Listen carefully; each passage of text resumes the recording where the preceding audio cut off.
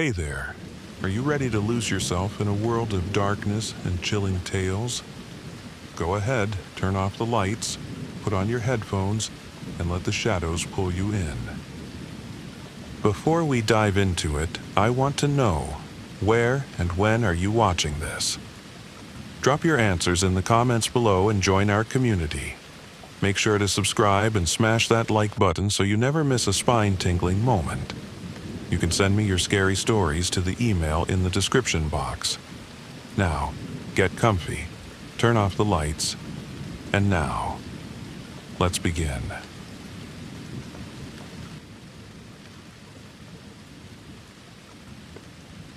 I didn't want to go to the funeral of a close family friend, so I stayed home instead. My parents were upset with my decision that day. I settled in with my computer, ready to escape into the world of GTA. The house was quiet, and I felt a mix of guilt and relief. I tried to ignore the nagging feeling of regret for missing the funeral. The glow of the screen and the sounds of the game filled the silence. Outside, the night was calm, and nothing seemed out of place. I convinced myself that this quiet night was exactly what I needed. While I was focused on the game, I heard a soft knock at the door. I paused the game, wondering who could be there at that hour. I got up slowly, still half immersed in my game world. I walked to the door and opened it, expecting a neighbor. But no one was there, just the empty, quiet porch. I shrugged off the incident and returned to my game. The knocking had seemed odd, but I let it fade away. The room fell silent again, and I resumed playing GTA. For about 20 minutes, the quiet returned to my house. The game's sounds mingled with the soft hum of the night. Then suddenly, I heard another knock, louder and more desperate this time.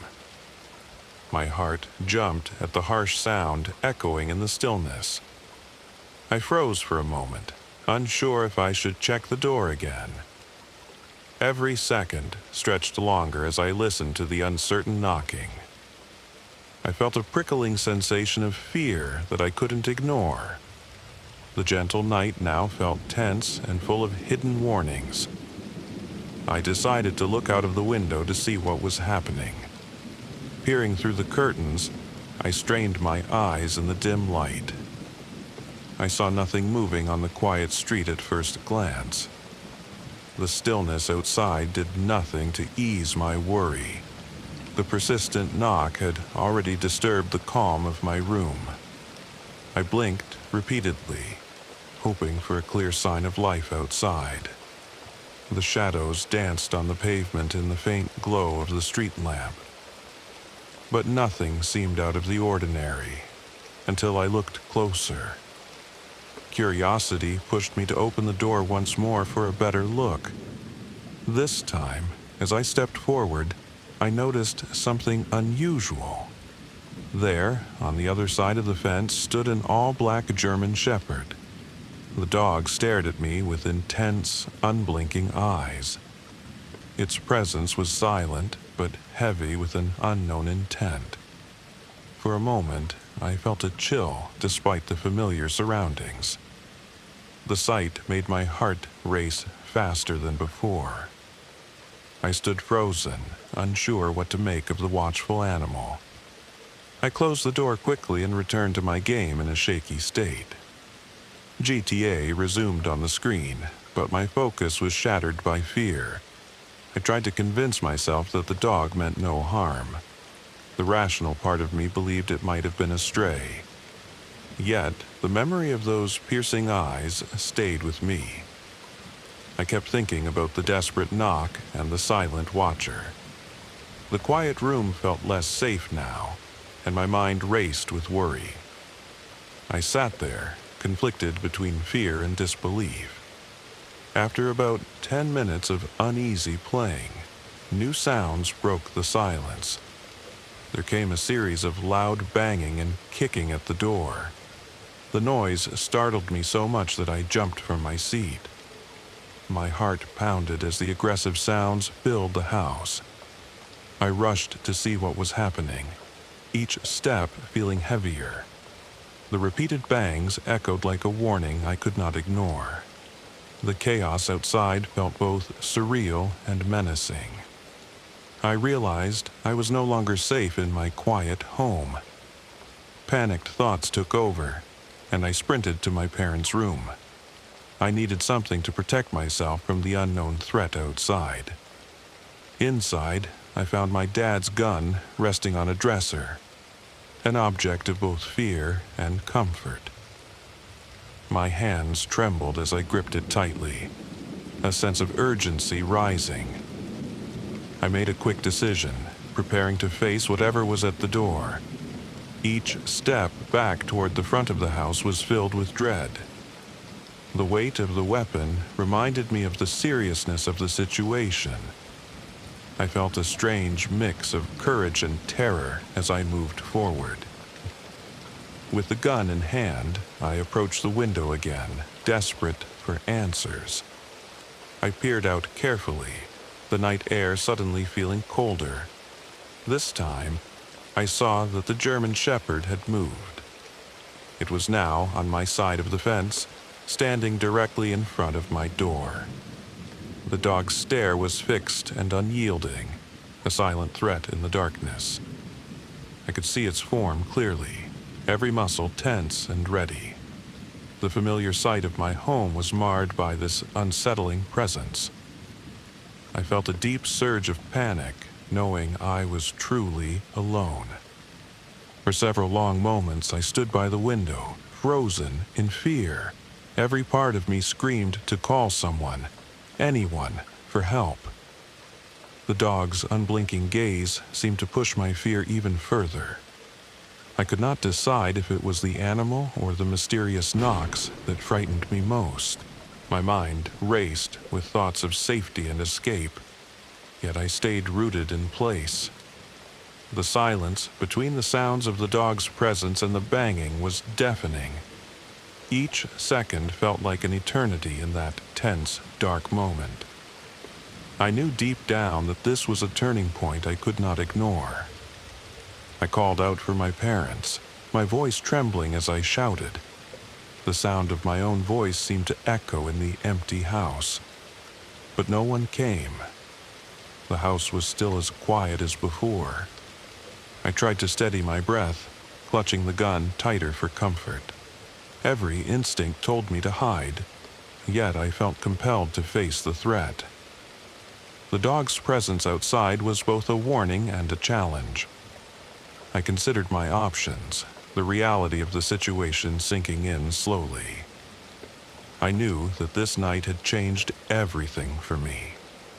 As the minutes passed, the tension in the house grew even thicker. I sat by the window, not daring to take my eyes off the German Shepherd. The animal never moved, its posture as still as the night itself. I felt like time had slowed down to a crawl, every second filled with dread. The sound of the dog's breathing seemed to mix with the pounding of my heart. Outside, the night was as dark and silent as ever, but now filled with threat. I felt completely isolated, trapped in a moment of unyielding fear. The experience was too overwhelming for me to ignore. Eventually, I could bear it no longer and backed away from the window. I retreated to a small corner of my room, trying to hide from my fear. The game was still running, but I couldn't bring myself to play. Every shadow on the wall reminded me of the intruder outside. I kept the gun close, as if it could shield me from the terror. My mind was full of questions with no easy answers. The memory of that night began to etch itself into my very soul. I realized that I would never be the same again after this encounter. From that night on, I never stayed home alone again. The incident left a mark that I could not erase, a haunting memory. I often replayed the events in my mind, wondering what might have happened. The simple act of being left alone had turned into an unforgettable nightmare. I learned to trust my instincts and listen to my inner voice of fear. The German shepherd's unyielding stare was a reminder of that fateful night. I promised myself that I would never allow that vulnerability to happen again.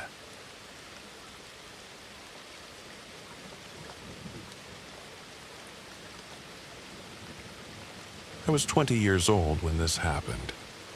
It was a quiet night with the soft hum of distant traffic in the background. I sat alone in my room, feeling both free and vulnerable at the same time. The darkness outside my window brought an eerie calm to the hour. Every small sound made me alert to the possibility of danger. I had always believed that being young meant taking risks and learning from them. But that night, something felt profoundly off. It was around 1 a.m. when the unsettling feeling grew stronger. The silence of the night was broken only by the occasional gust of wind. I kept an eye on the clock, watching the minutes tick slowly by.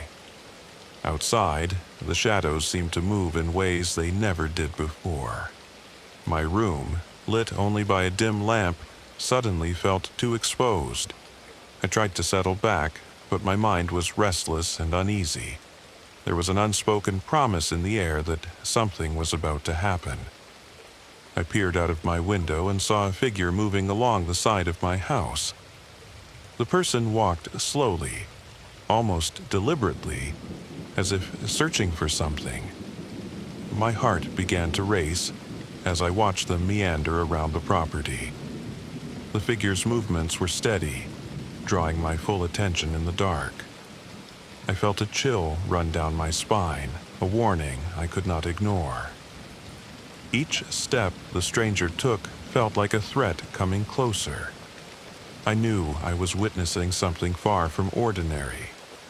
I noticed that my kitchen window was open, though the screen was intact. This window, high up at about 15 feet from the ground, was the safest spot for me. I had chosen it carefully, hoping that no one would dare climb in. Yet there I was, watching a shadow that seemed intent on getting inside. Every detail of the scene made my pulse quicken with fear. The combination of the open window and the prowler was unsettling. I realized that the night had taken a dangerous turn. A sharp, acrid smell soon reached my nose, and it was unmistakable. The odor of gasoline began to seep into the cool night air. I stood frozen, the scent intensifying with every passing second.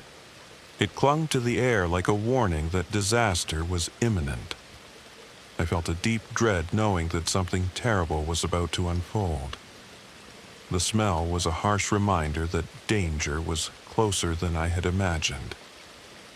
I tried to remain calm, but the fear was hard to suppress. My mind raced as I contemplated the surreal and frightening scene unfolding. I stayed near the window, watching every move with wide, anxious eyes. The creeping fear made my heart pound louder than ever before. I wondered who could be behind this deliberate act of menace. Each moment stretched into an eternity as I awaited what would come next. The thought of someone trying to break in sent shivers down my spine. I knew I had to be prepared for any outcome that the night might bring. I mustered the courage to reach for my phone, my hands trembling as I dialed. With each ring, I hoped the line would connect me to safety and support. I explained my situation in simple, shaky words to the operator. The voice on the other end was calm and assured me help was coming soon. The urgency in my tone was met with empathy and immediate action. I clutched the phone tightly, praying for a quick response. In that moment, I felt both terrified and relieved to have taken action. Within minutes, I heard the distant wail of sirens drawing near. The sound was both a comfort and a reminder of the gravity of the situation. I watched from my safe spot as the flashing lights approached my house. The police cars arrived quickly. their presence a beacon in the dark. Every second of waiting felt like an eternity as I continued to observe. I felt a slight ease knowing that professionals were now in control. The arrival of the cops was a turning point in the nightmare of the night. I soon learned the shocking truth from the officers on the scene. They had caught a man lurking around, throwing gasoline near my home. I was stunned to realize that the man was my soon-to-be ex-husband. At that time, I already had a DVP order against him, a fact that added to my fear. He was caught red-handed, his actions exposing his dangerous intent. The police confirmed that his plan was to set my house on fire. The revelation made my heart sink with betrayal and terror. The officers quickly took him into custody, ending the immediate threat. I watched in disbelief as he was led away, his actions now clear to all. The gravity of the moment was overwhelming, yet I felt a flicker of relief. The danger was contained, and the nightmare that haunted the night was fading. I was left with a mix of emotions: shock, sadness, and a deep sense of violation. The ordeal confirmed that my fears were real and had been justified. In that moment, my life changed, marked by an unforgettable encounter. Now, as I recall that stormy night, the memories remain vivid and raw. I still feel the chill of the cold air and the acrid sting of gasoline in my nostrils. That night taught me the harsh reality of betrayal and the importance of vigilance. I learned that even the safest window can become a front line against danger. Every time I see flashing lights or hear a siren, I am reminded of that moment. The experience reshaped my understanding of trust and self-protection.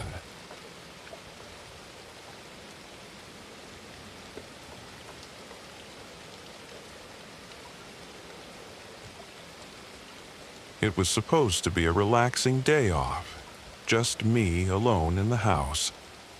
My husband was at work, and my son was at school, leaving me to enjoy the quiet.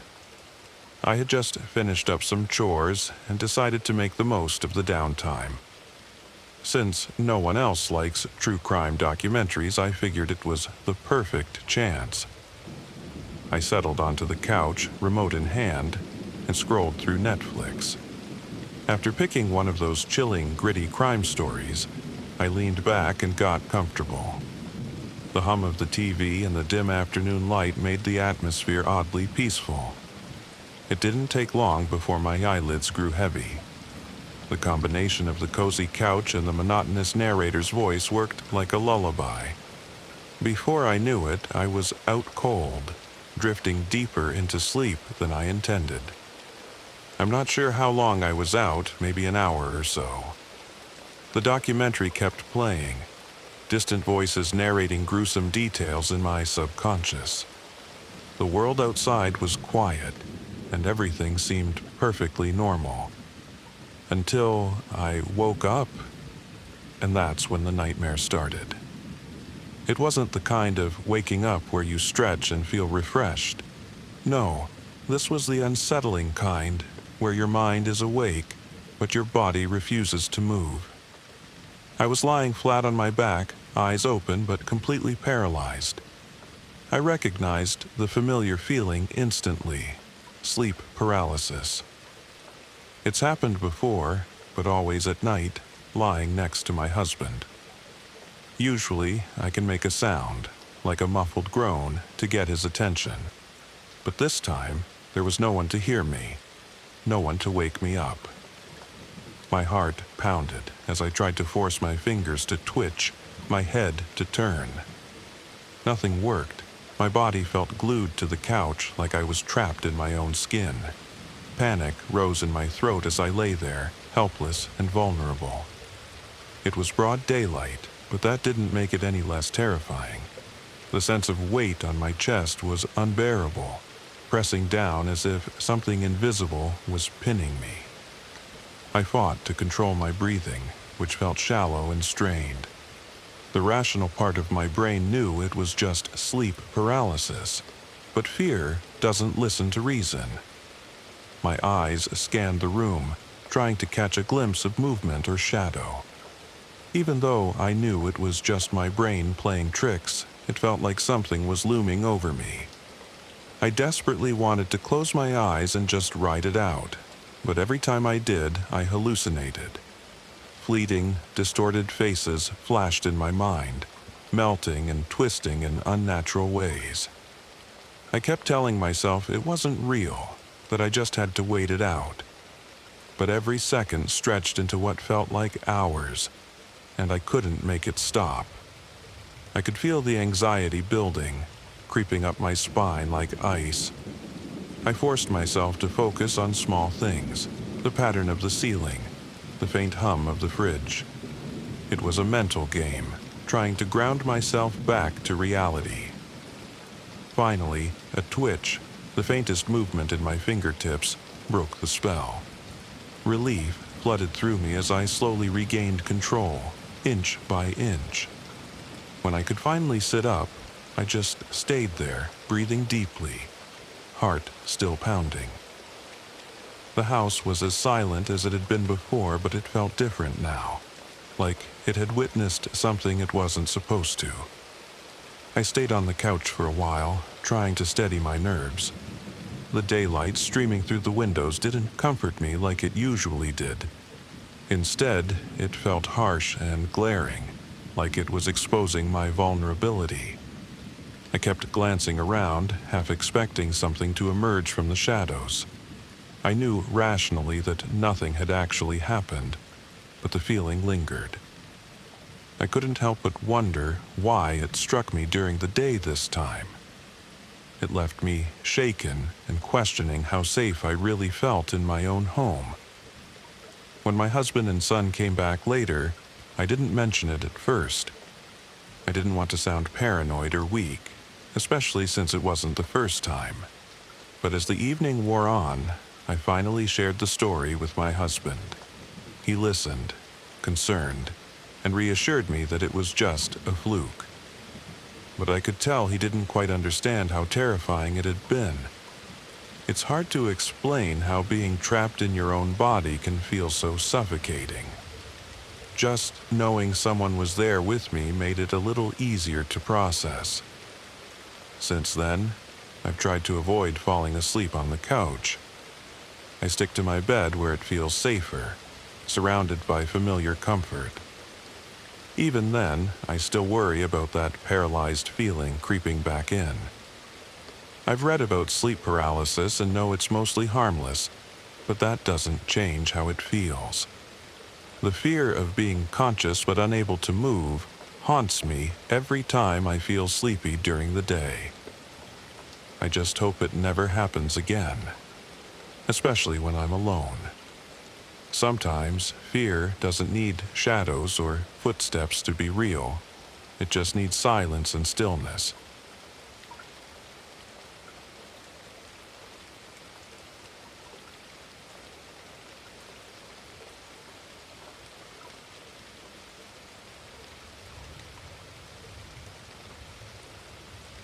I sat by the window as dark clouds gathered in the sky.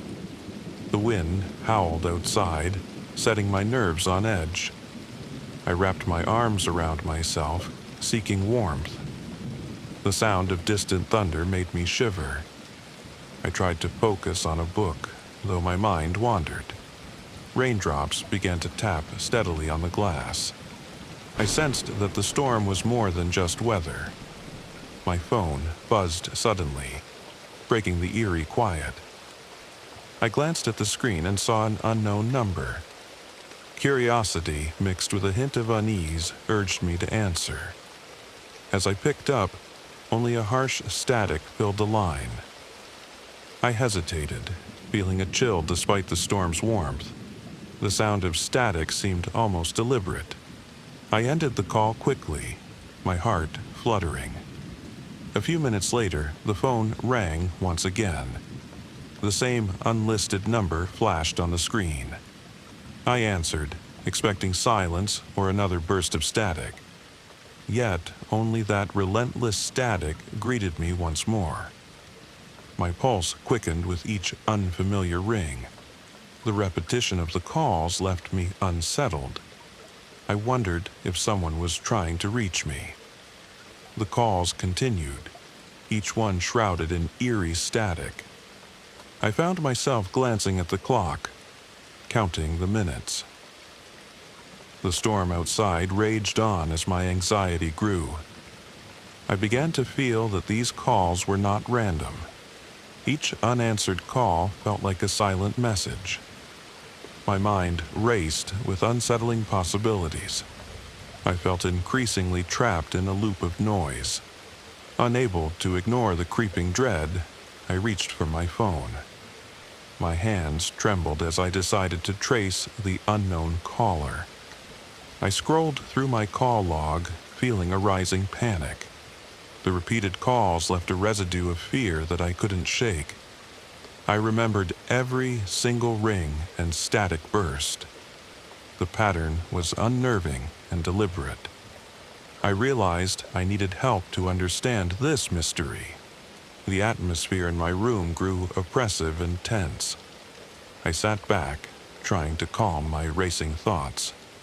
The storm outside echoed the turmoil within me.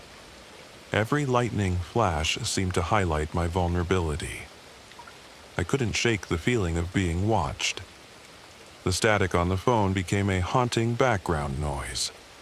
I felt alone, isolated in a moment of deep anxiety. At last, I summoned the courage to contact the police. My voice was shaky as I explained the eerie calls. I provided every detail, from the unknown number to the static. The operator listened calmly, assuring me they would investigate. I clung to the hope that I wasn't overreacting. The conversation left me feeling slightly less alone. I waited for answers amid the raging storm. The police later informed me of a disturbing discovery. They had traced the calls to a spoofed number. Someone, it turned out, had been using it to keep tabs on me.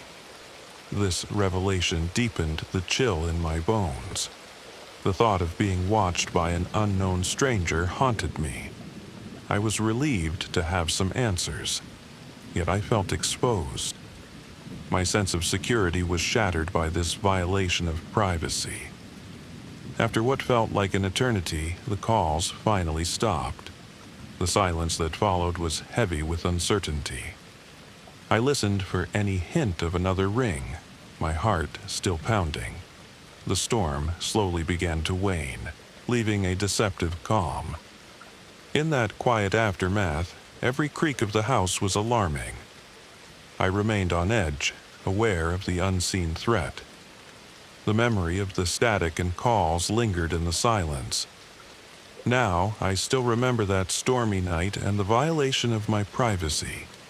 The calls, though gone, left a mark on my soul. I feel vulnerable, knowing someone once watched from afar. I have learned to listen to my instincts and trust my unease. That night forever changed the way I see the world around me.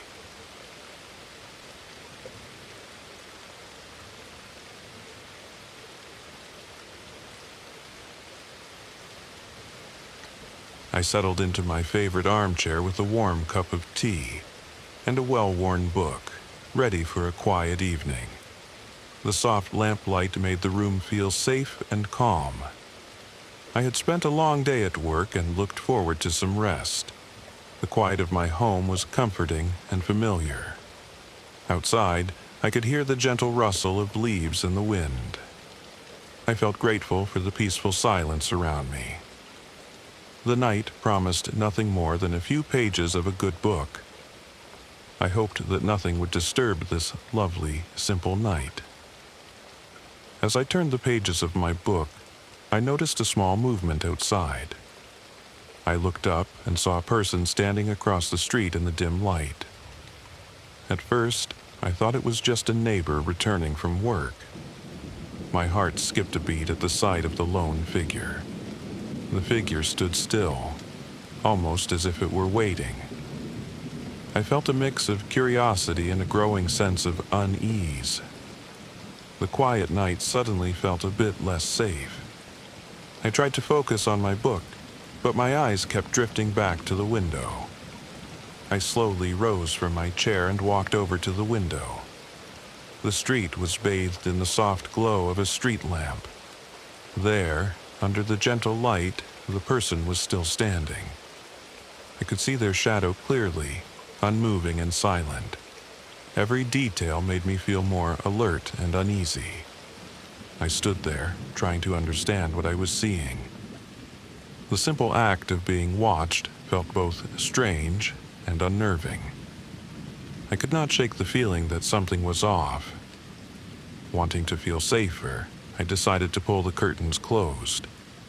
The heavy fabric made the room feel cozier and more private. I sat back down, trying to return to my reading.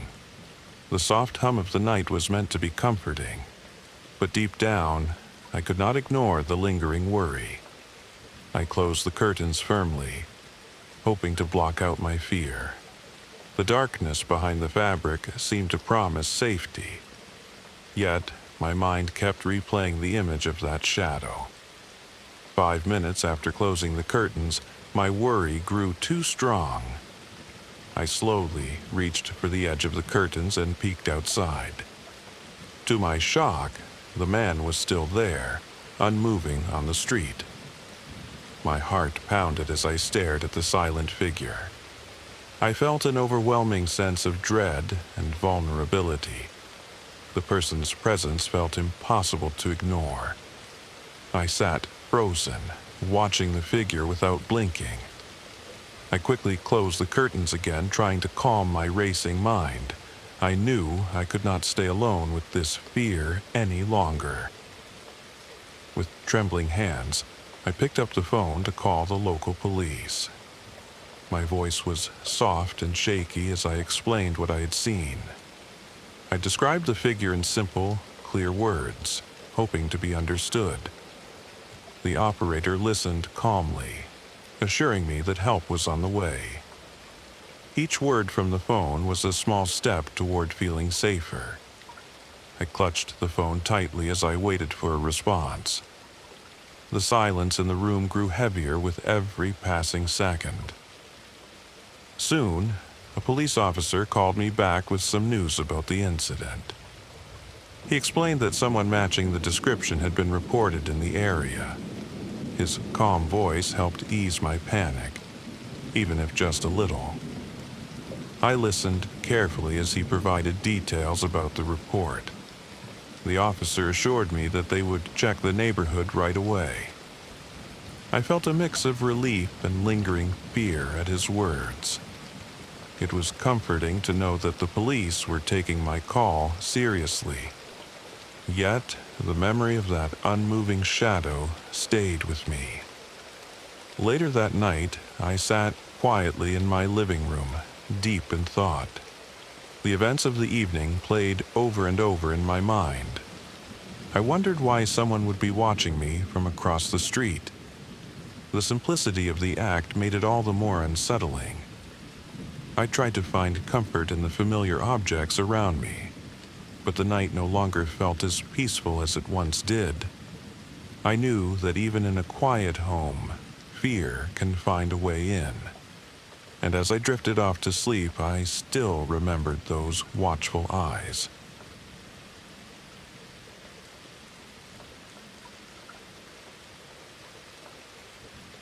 It was just another late evening, and I was grinding away at my desk. The hum of my computer and the soft glow of the monitor kept me company. I was catching up on some overdue work, trying to meet a deadline. The house was quiet. Too quiet, but I didn't think much of it. I'd gotten used to working late ever since my schedule shifted. The world outside was dark, and I barely noticed time passing. Just me, my thoughts, and the never-ending stream of tasks. I stretched my arms and leaned back, giving my eyes a break. That's when I noticed it. A tiny, glinting dot from the bookshelf. At first, I thought it might just be a trick of the light or a reflection. But it didn't move, didn't waver, just stayed there, glaring back at me. Curiosity got the better of me, and I squinted to get a better look. Something about it didn't sit right, and unease crept up my spine. I couldn't shake the feeling that I was being watched. I got up slowly, heart thudding as I approached the shelf. As I moved closer, the dot seemed more deliberate, more unnatural. I knelt down and examined the spot, brushing away some dust. My fingers traced the edge of a small dark device tucked between books. A hidden camera, barely noticeable, yet strategically placed. I froze, mind racing, trying to process what I was looking at. Who put this here, and how long had it been watching me? A chill spread through me as paranoia took hold.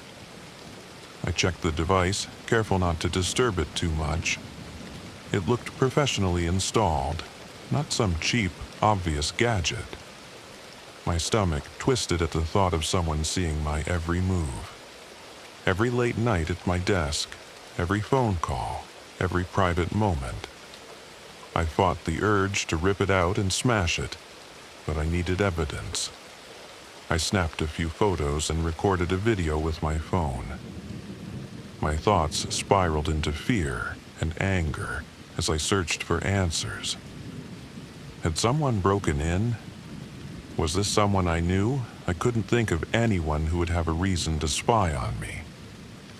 The violation felt deeply personal, like my safety had been shattered. I didn't want to touch anything else, unsure of what might be compromised. The idea that I'd been watched made me feel exposed and powerless. There was no way I was handling this on my own. With shaky hands, I called the police and explained what I found. The dispatcher assured me that officers would be on their way. As I waited, I kept glancing around, looking for more cameras. I couldn't shake the feeling that I was still being observed. I checked every room, every shelf, every corner of the house. My mind played tricks on me, imagining tiny lenses everywhere. Paranoia clung to me like a heavy, suffocating fog. The police arrived and immediately started inspecting the device. They asked me questions. Who had access to the house? Recent visitors. I racked my brain, thinking of maintenance workers or deliveries. They advised me not to tamper with anything else until they finished. They took the camera as evidence, promising to investigate further. But their reassurances did little to ease the gnawing anxiety. I couldn't believe someone had invaded my space like this. That night, I barely slept, ears straining for any sound. My once comfortable home now felt foreign and hostile. I kept questioning how long it had been there, how much it had seen. Even with the camera gone, I couldn't shake the sense of being watched. My mind replayed every private moment, wondering if it had been recorded. Trust felt like a fragile concept, shattered beyond repair. Nothing seemed safe or familiar anymore. The days that followed were a blur of frustration and uncertainty. The police called back with updates, but progress was slow. I had a security expert sweep my entire house for any other devices. Every beep of the scanner made my heart pound with dread. Thankfully, no more cameras were found, but I wasn't comforted. I changed the locks, installed better security, and kept the curtains closed. My sanctuary had turned into a place of fear and suspicion. Weeks later, I got a call that they'd traced the camera to a local handyman, someone I'd hired months ago to fix a faulty window latch. I felt sick to my stomach, remembering how polite and trustworthy he seemed. He'd been arrested for multiple cases of illegal surveillance around the neighborhood. Relief mingled with disgust as I processed the news. I wasn't the only victim. But knowing that didn't ease the violation. I vowed never to take my privacy for granted again. Even now, I'm more cautious, always aware of my surroundings. I double-check everything, even in my own home, like a reflex. The experience left me shaken, changing how I see my personal space. I try to move on, but the feeling of being watched lingers. I hope no one else has to feel that kind of betrayal. And every night before bed, I scan the room one more time, just to make sure that nothing and no one is hiding in plain sight.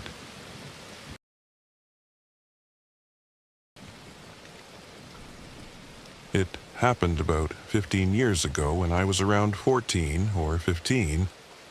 My mom had gone into town, which was a good 30 to 45-minute drive from our place, leaving me and my two older sisters at home.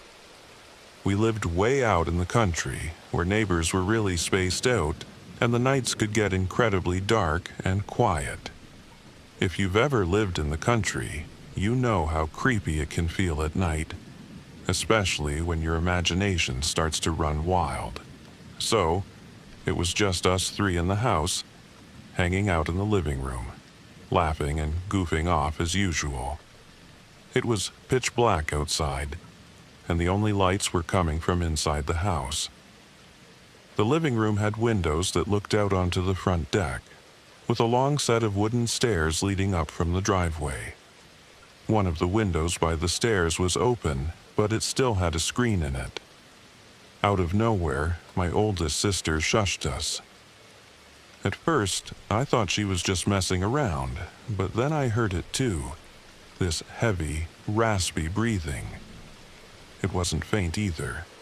It sounded just like that eerie, labored breathing you hear from Michael Myers in those horror movies. We froze. None of us had heard anyone come up the stairs, which would have been impossible to miss on that old wood. But there it was, this loud, steady breathing coming from right outside the window. We were all terrified, standing there trying to figure out what to do. I'd had some experience with animals like raccoons, deer, and possums before, but this didn't sound like any animal I'd ever heard. It was too human. It sounded like someone was right by the window, breathing heavily, almost on purpose, like they wanted us to hear. My heart was pounding, but I remembered that my mom had recently bought me my first gun, a 20-gauge shotgun. I told my sisters to stay quiet, then rushed to my room to grab it. By the time I got back to the living room, the breathing was still going.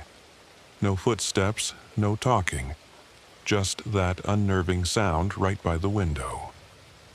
Quietly, I unlocked the front door. Then, in one quick motion, I shoved open the screen, pointed my shotgun outside, and yelled, "Who's there?" But there was no one. No figure running away, no sound of footsteps, no rustling in the bushes, just an empty, pitch-black yard. The breathing had stopped too. It was as if whoever or whatever had been there just vanished into thin air. I can still remember the way the hair on the back of my neck stood up. My sisters and I searched the area, but we never found any sign of anyone. It left us all shaken, and we couldn't explain it. I still believe there was someone, or something, out there that night. But after that, nothing like it ever happened again. To this day, I wonder what or who was out there, lurking in the dark.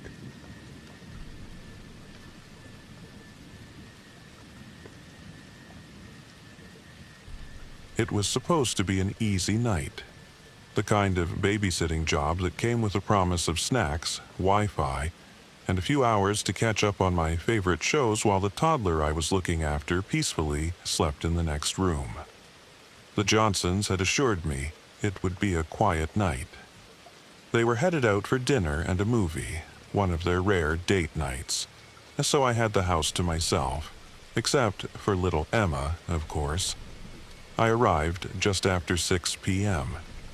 Mrs. Johnson gave me a quick rundown of the night's instructions. Dinner had already been prepped and left in the fridge. Emma had been bathed and was in her pajamas, and her bedtime was around 7:30 p.m.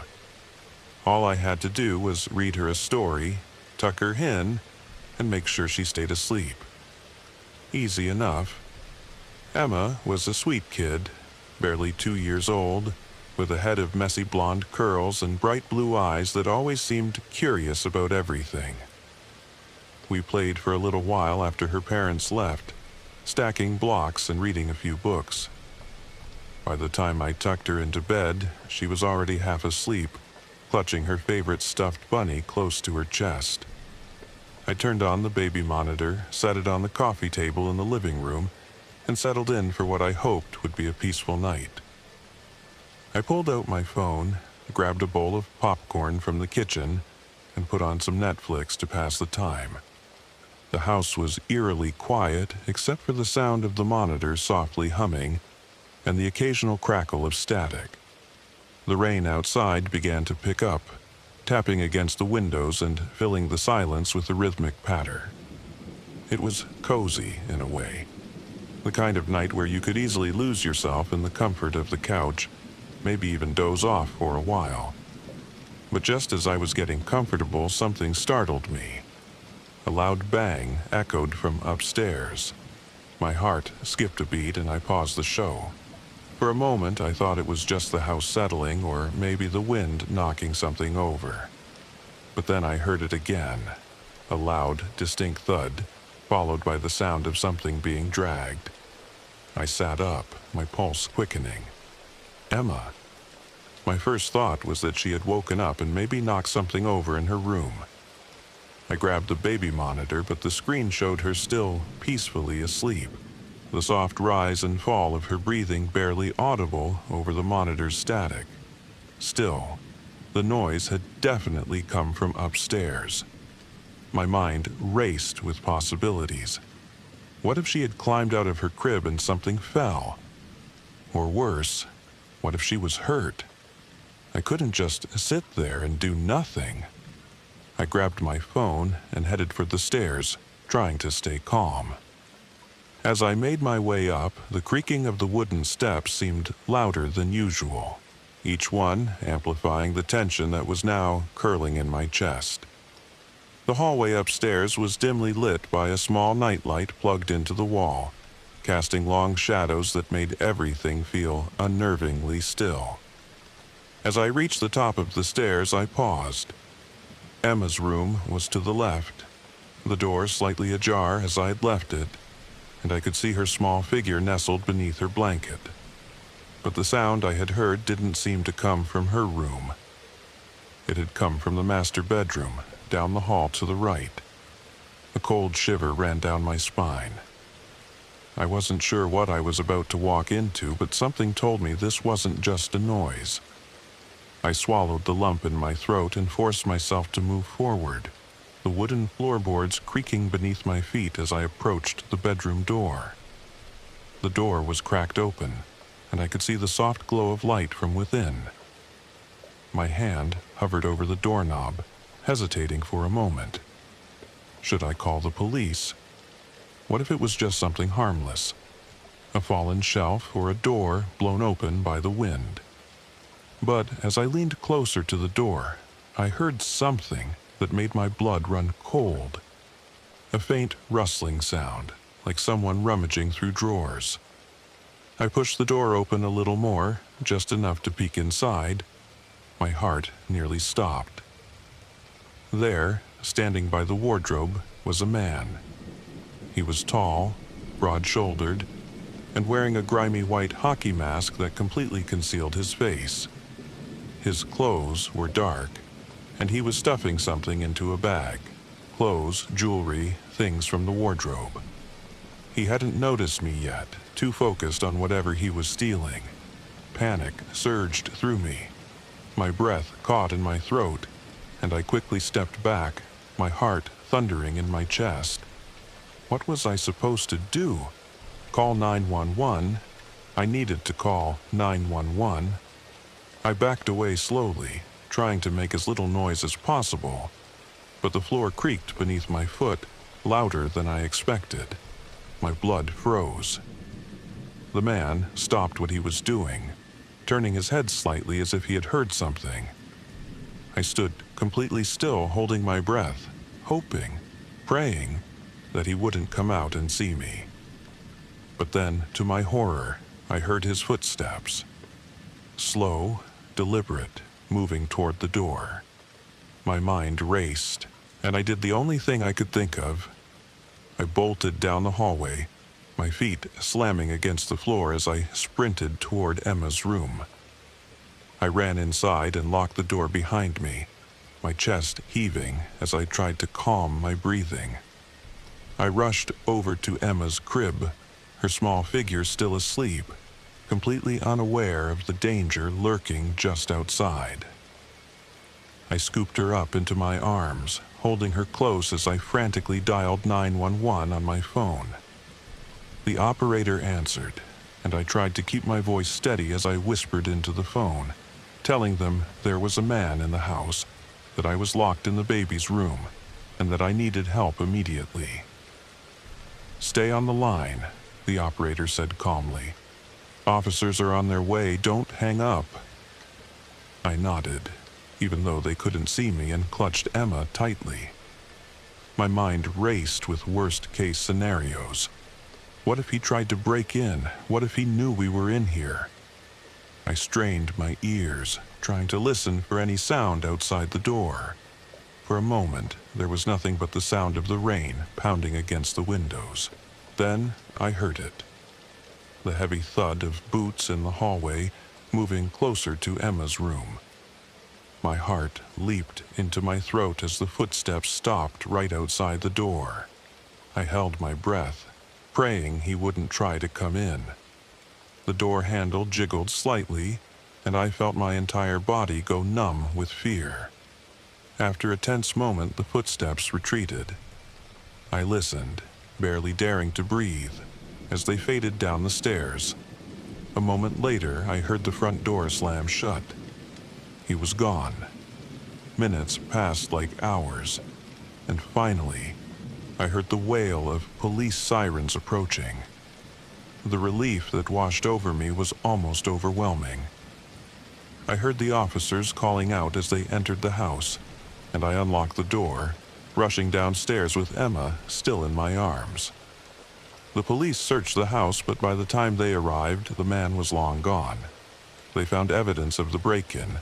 Items from the wardrobe had been stolen, and a few valuables were missing, but there was no sign of the man himself.